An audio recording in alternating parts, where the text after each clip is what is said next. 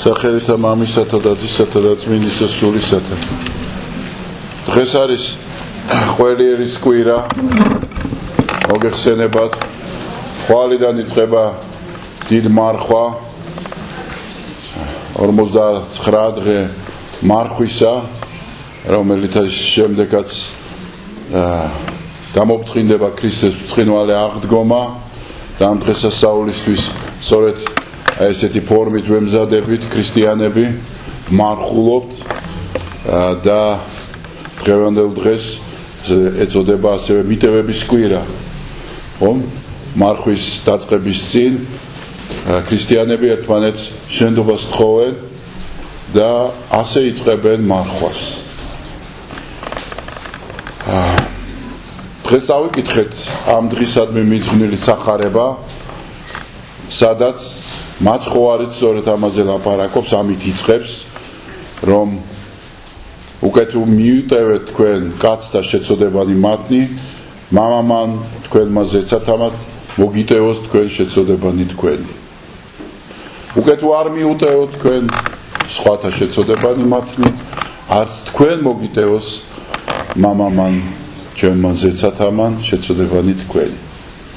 ძალიან მარტივი ფორმულაა. ეს არ არის ხომ ისეთი რთულად გასაგები, როგორც სახარების სხვა ნაწილები შეიძლება იყოს, განსაკუთრებით იგავების ნაწილში, ხო? ყველაფერი ხელის გულზეა. არის გასაღები, რომლითაც შენ იწყებ ცხოვრებას. ეს ფაქტიურად სამოთხეში დაბრუნების გასაღებია. ხომ? დღევანდელ დღეს ასევე სამოთხიდან განდევნის დღე ეწოდება. ადამისა და ევას სამოთხიდან განდევნის დღე. და ეს გასაღები სამოთხეში დაბრუნების არის მიტევება. და ეს მიტევება არ არის რაღაცა ჰაერზე გასაკეთებელი საქმე ან საფიქრი ან ისეთი რამ, რასაც პრაქტიკული დანიშნულება არ ექნება. არამედ ეს არის პირდაპირი ურთიერთობის, ადამიანთან ურთიერთობის აღდგენის საშუალება. და აი ღმერთი როგორც მოწყალე მამა, ასე გვასწავლის მასთან ურთიერთობის აღდგენა იწყება ადამიანთან ურთიერთობის აღდგენით. აი უცნაურია, მაცხოვარი ხშირად გველაპარაკება ჩვენ ადამიანთან, ადამიანის ურთიერთობაზე. რომ შენ თუ გინდა მე გამიკეთო რამე, გაუკეთე ერთ მცირედ თაგას. შენ თუ გინდა მე მომეფერო და ვერ მპოულო, აგერ არის შენ წინ ადამიანი, მოეფერე მას და მე მომეფერე. ანუ პირდაპირ მეორე ადამიანზე ჩვენს მოყვასზე გადის გზა სამოთხისკენ. ჩვენ ხშირად გვგონია, რომ ღმერთთან ურთიერთობა არის იმ წესების შესრულება, რომელიც დავალებული გვაქვს ეკლესიისგან. იგივე მარხვა, იგივე ლოცვა, იგივე მეტანიები, ხომ? და გვგონია, რომ ამის შესრულებით სათუ ეყოფით ღმერთს. მაგრამ ეს ყველაფერი არის მხოლოდ სავარჯიშოები, როგორც კარგი მუსიკოსისთვის გამების დაკვრა, ხომ? მაგრამ შემდეგ ნაწარმოები უნდა დაუკრას მან. ასევე არის ეს ყველაფერი საშუალებაა, რომლითაც ჩვენ შემდეგ გავდივართ გამოცდაზე და ეს გამოცდა არის ქუჩა. სადაც ჩვენ ხედავთ, როგორ ვიქცევით ჩვენ. ჩვენი რეალური სახე არის ეკლესიის ღრუბლს მიღმა. დღეს კიდევ ესე იყო მთელი საუკუნეების განმავლობაში. დღეს უკვე კიდევ უფრო შორს წავიდა ხო ტექნოლოგიები. დღეს უკვე არის სოციალური მედიის ქსელები, სადაც საოცარი რამე ხდება ქრისტიანებს შორის. კატასტროფა, წარმოუდგენელი, ენით აღუწერელი ღვარძლი და სიძულვილი. აი ჩვენ ეკლესიაში ვართ, გარინდული სახეები გვაქვს. დღეს მაცხოვარი ამაზეც ლაპარაკობს. რა არის მარხვა? იმიტომ რომ მარხვა იწყება ხვალიდან. ნუ მოიღუშებით ამბობს მაცხოვარი. ნუ დაიყრი თავზე ნაცარს, ძაძას. ნუ დაიწყებთ ესე მარხველის როლში თამაშს. პირიქით, იცხე თავზე ზეთი, გაიღიმე, გამხიარულდი და შენი მარხვა იყოს ჩაკეტილ ოთახში, არავის დასანახავად რო არ მოხდეს ისე. და ეს იქნება ჭეშმარიტი მარხვა. მანამდე 8 საუკუნით ადრე ისაია წინასწარმეტყველს ღმერთმა უთხრა და ისაიამ ღვთის პირით გამოთქვა. ძულს თქვენი მარხვები, ამბობს უფალი. ძულს თქვენი აღვლენილი ლოცვები, თქვენი საკმეველი, თქვენი ეს ძაძები და მოღუშული სახეები. გინდათ მარხვა, ამბობს ისაია წინასწარმეტყველი ღვთის პირით.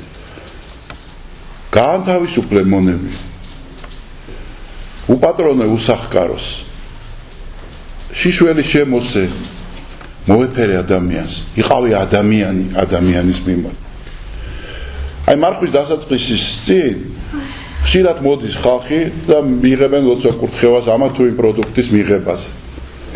და გამოდის რომ მთელი ჩვენი აქცენტი არის გასტრონომიული.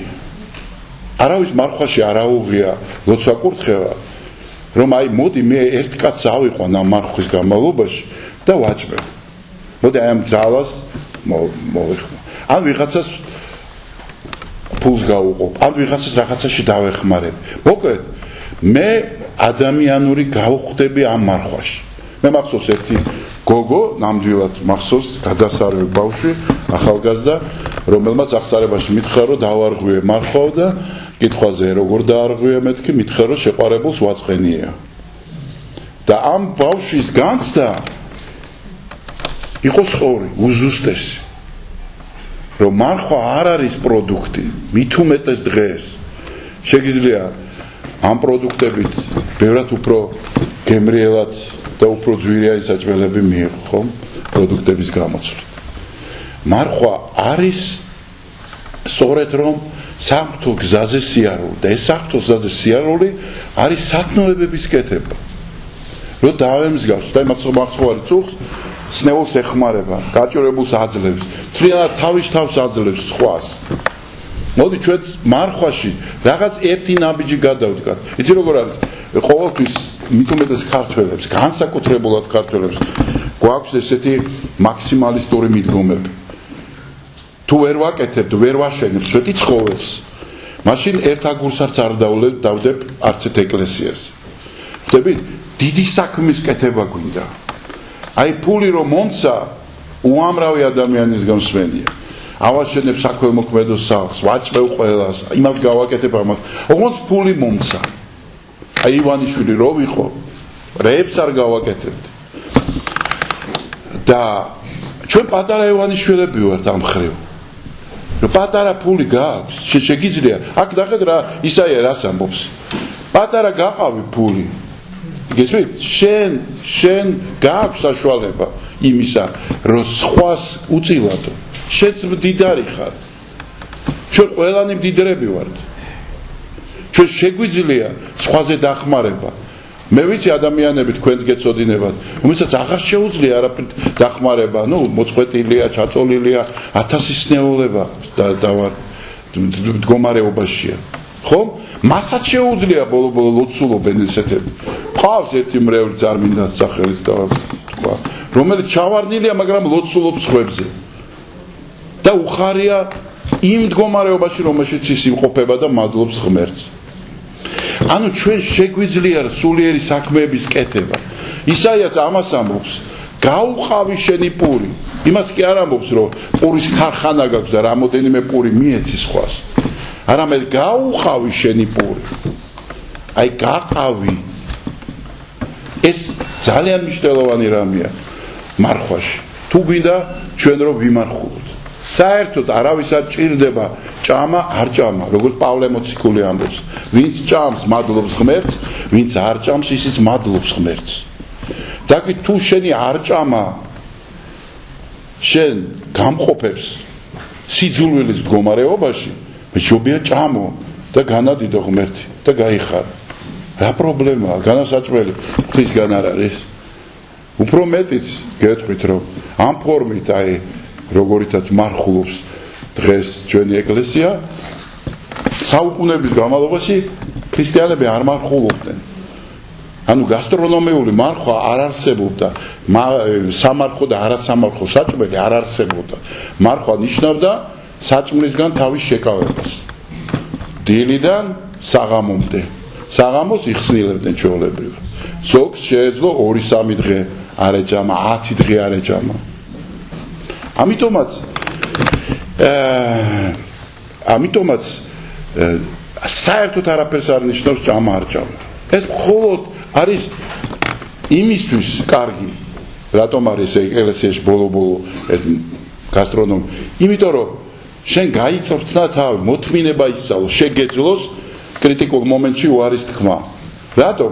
იმიტომ რომ ამაზე შენ გამოცდილების მიმღები Facebook-შიც თუ ცხოვრებაშიც, როცა ცოდვის ჩადენის ვნება გაწუხებს, როცა ვიღაცას გინდა რომ სახეში ააფარო რაღაცა, იმიტომ რომ შენ ხარ მართალი.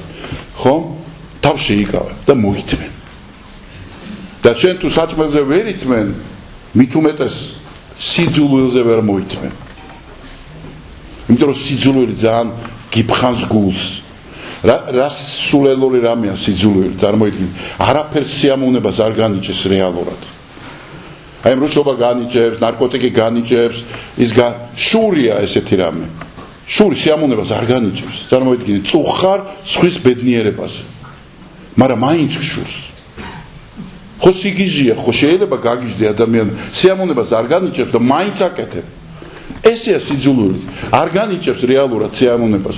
იმიტომ რომ აქ რო იფხან, სხვაგან ისეთი სარკომა იზრდება შენში, რომ მტრისას გღუპავს, გწამლავს, კაცმოძულე ხდები. ყველაზე დიდი ცოდვა ღვთისაგან არის კაცმოძულეობა.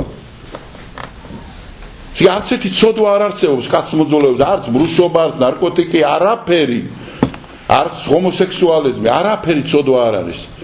კაცთმოძულეობაა ყველაზე დიდი ცოდვა, რაც დღეს საქართველოში არის უკიდურესად მაღალ საფეხურზე აყვანილი. აი ამ პოლიტიკური ბატალიების გამო, თუ ბევრი ჩვენი ცოდვების გამო. ჩვენსაზე უნდა ვიდარდოთ. და აი სწორედ საბოლოოდ ამ ეს თავი რო დავამთავროთ მიტევებაზე. ამ მარტივ ფორმულას რომ მიუტევებ ისე მოგეტევება როგორც შენ მიუტევებ, ამ ძალიან მარტივი უბრალოდ გასაკეთებთ, რთულად გასაკეთებება, უბრალო გასაგები ამბავით რო წარმოვიდგინოთ რაიმე სცენა და რაღაც დიდ სასჯელზე მივდიოდეთ და ერთადერთი შენგან დამოკიდებული უნდა იყოს სხვაზე მიტევება. ფაქტობრივად შენ თავს უტევებ და სასამართლოზე დგევარ, მიშვებენ სამუდამო პატიმრობა მემუქრება და მეუბნებიან აი ამ კაცს თუ აპატიებ, ყველაფერს შენს გეპატიებ. წარმოიდგინეთ, არსებობს ისეთი უგუნური ადამიანი, რომელიც იტყვის უარს ამაზე. ყველა დათანხმდება. მაგრამ ცხოვრებაში ამას ვერ ვაკეთებთ. ცხოვრებაში აი ეს არ მიტევება, მიყვება ბოლომდე. და წარმოიდგინეთ, მათ ხო არ გვეუბნება, ეს არ გვეუბნება ვინმე სხვა. ანუ შენ თავს უტევებ, უგუნურო, გაიგე, შენ თავს უტევებ. იმის მიტევებით და როგორც მიუტევებ, ისე მოგეტევება. მაინც არ უტევებთ. გავალთ აქედან, თქვენზე არ ვლაპარაკობთ მარტო. ჩემი თავის მაქვს ხედელაში, მაინც არ უტევებთ. შინაგანად ბრძოლა, ებრძვი შენ თავს. არ დგავ ნაბიჯს, არ გინდა შეურიგდე ადამიანს. და საბოლოოდ თავდება მაცხოვარი სიტყვები ასე, რომ ნუ იუნჯებთ იქ, სადაც გაიხსნება თქვენი გაკეთებული, დაუნჯებული საფასე. არამედ იუნჯებდით იქ, სადაც არც სტილი, არც მჭამელი, არც ქურდბაცაცა, ვერავინ ვერ მიაღწევს და ვერ წაგართმევთ თქვენ იმას, რაც თქვენ გააკეთეთ. და მაინც ჩვენც ესე ვართ, ვიუნჯებთ იქ, სადაც მართლა გახრწნადია. ანუ შენი საქმეები გვეუბნება მაცხოვარი. არ უნდა იყოს ხორცის საქმეები, წუთისოფლის საქმეები, რომელიც მუდმივად იხრწნება, ფუჭდება.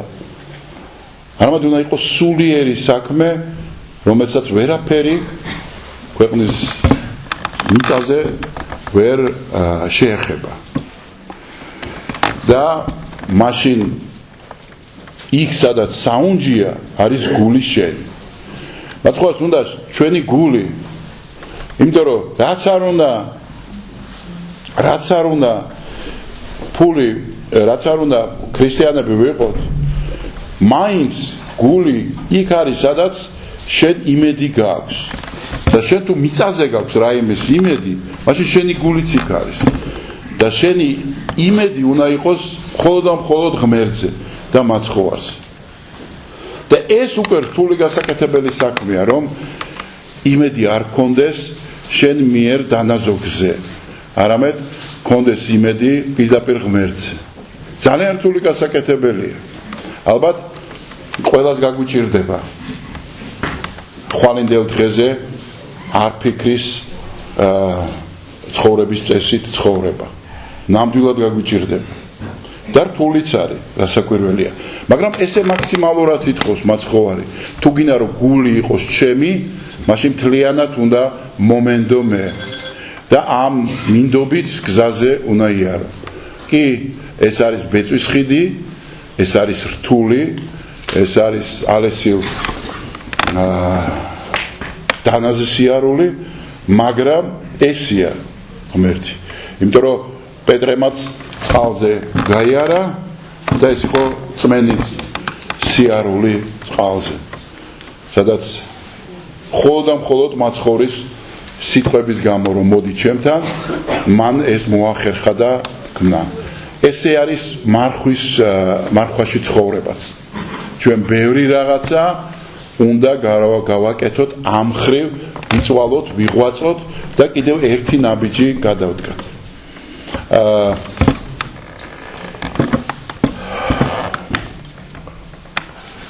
კავკასიატოპოლის პატრიარქმა ახლა მარხვის წინ გადაგება დავის კატეხიზატორული გადაგება გამოსცა, სადაც ამბობს, რომ ისევ ცხოვრობ ჩვენ, ვითომაც ქრისტე არ მოსულა დედამიწაზე.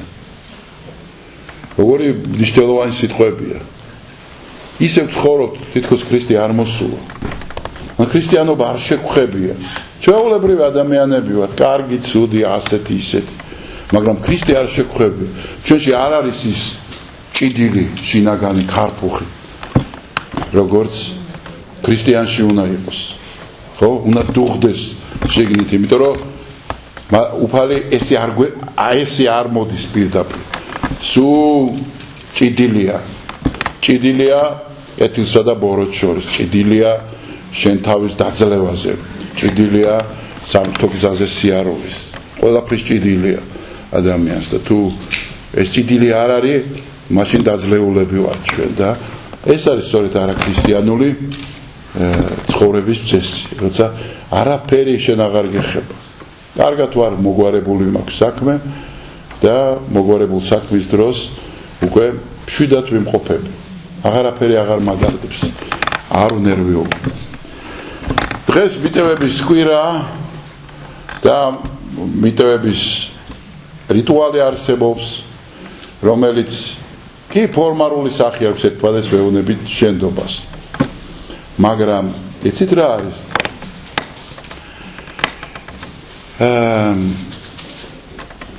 აი ამ რიტუალშიც არის თავისი მნიშვნელოვანი რამ, რომ რიტუალი ძალით გაკეთებიებს რაღაცას და მე ამ რაღაცას შენ ეჩვევი და მე უკვე ვცდილობ რომ ამაში შინაარსი ჩადო და შენი გულიც ჩადო. ანუ დღეს კი ასე ფორმალურად ვიტყვით ერთმანეთთან, მაგრამ აი 30 წელია ვამბობთ ხო ერთ და იგივეს. მაგრამ მე 30 წელს უფრო გულით ვამბობთ, ვიდრე პირველ წელს ვამბობთ.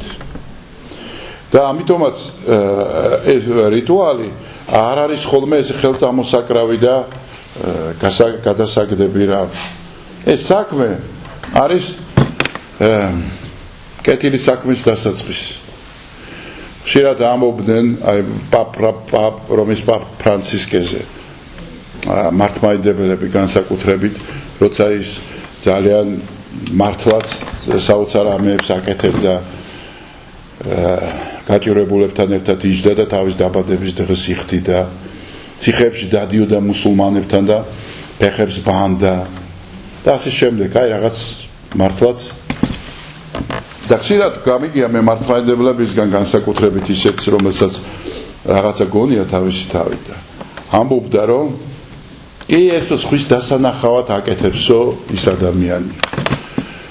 ხო და შეიძლება რომ შენც გააკეთოს სხვის დასანახად? ერთხელ მაინც ადგე, წახვიდე და სხვის დასანახად სხვისი ფეხი აიღო, ჭუჭყიანი და დაბანო. სხვის დასანახად. მოიყვანო აი 10 ტელევიზია კი ბატონო. მაგრამ მაინც არ აკეთებ. ანუ იმის თქმა მინდა, რომ აი საქმის კეთება არის ზართული და ეჭვი გეპარება სხვის საქმეში და კეთილ სინდისიერებაში მაშინ, როცა შენ არასდროს არ აკეთებ არაფერს. და ეძებ მხოლოდ და მხოლოდ სხვაში იმას, რისი დანახვაც გინდა. ანუ თუ შენ საქმის კეთებელი ხარ, მაშინ სხვის პატარა საქმესაც აფასებ. და თუ შენ საქმის კეთებელი არ ხარ, დიდ საქმეშიც ეჭვს ეძებ. საეჭვს უпростორად. მოკლედ დღეს შენდობის კვირაა, შენდობას ვითხოვ, ერთმანეთს თხოვთ შენდობას, ეხლა იქნება მწუხრის ლოცვა და მწუხრის ლოცვას დავასრულებთ 12 შენდობის თხოვნით. გთხოვთ რომ ეს ყველაფერი არ იყოს მარტო რიტუალი, არამედ თხოვთ ერთმანეთს მართლა შენდობა, ეს არის კარი 60-ისკენ. ღია კარი. კარის გაღება 60-ისკენ. მერტმა დაგლოცოთ და გაგახარეთ.